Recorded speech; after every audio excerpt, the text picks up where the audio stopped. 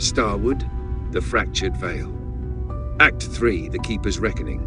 Stardate 4132.11, near accord space, classified coordinates.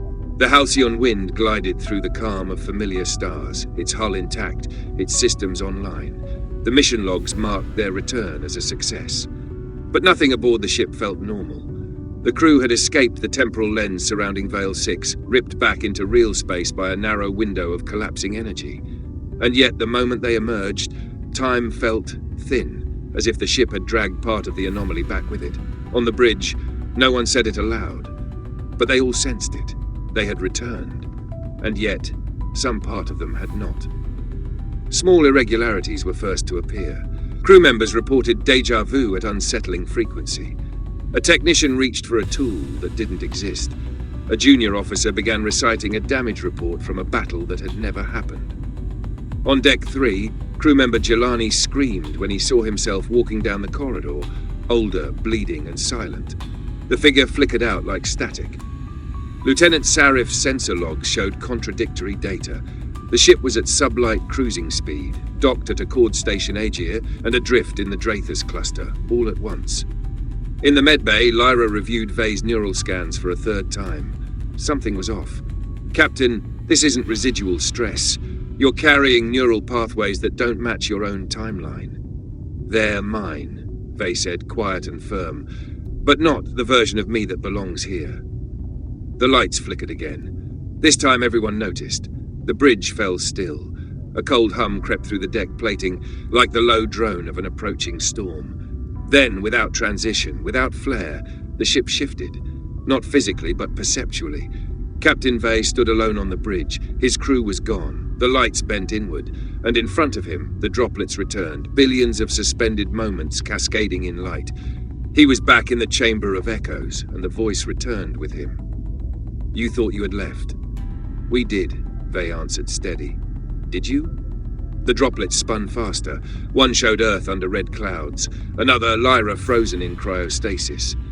Another, the Halcyon Wind, launched decades too early without him. You brought a fragment of us back with you.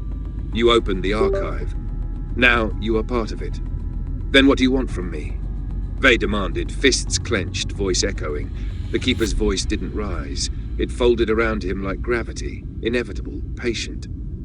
To remind you, knowledge has mass, and you are carrying too much. A droplet opened beside him, revealing a version of the Halcyon Wind, whose crew were hollow-eyed, wandering their own ship like ghosts, names forgotten, timelines tangled beyond repair. Stay, the Keeper whispered, not as command but as promise, and become what we were, or sever what you carry. Leave the shard behind. The shard. The droplet. You kept it. It remembers. Back on the bridge, the crew came to their senses. Lyra gasped as if surfacing from deep water. Sarif sat slumped by the console, clutching his head in silence. Solis flickered onto every screen. Warning, subdimensional anchor point reactivating. Time-fold interaction imminent. Kiro, his voice quiet and hollow, looked at Vey. You brought it back with you, didn't you? Vey didn't speak right away. Then he slowly opened his hand. The droplet, once sealed and inert, floated above his palm now, pulsing like a heartbeat, soft and alive. It followed us, he said. Kiro shook his head slowly. No, you brought it. The crew assembled in the observation dome. Outside, the stars shimmered, but subtly twisted, as if space itself remembered something it wished to forget.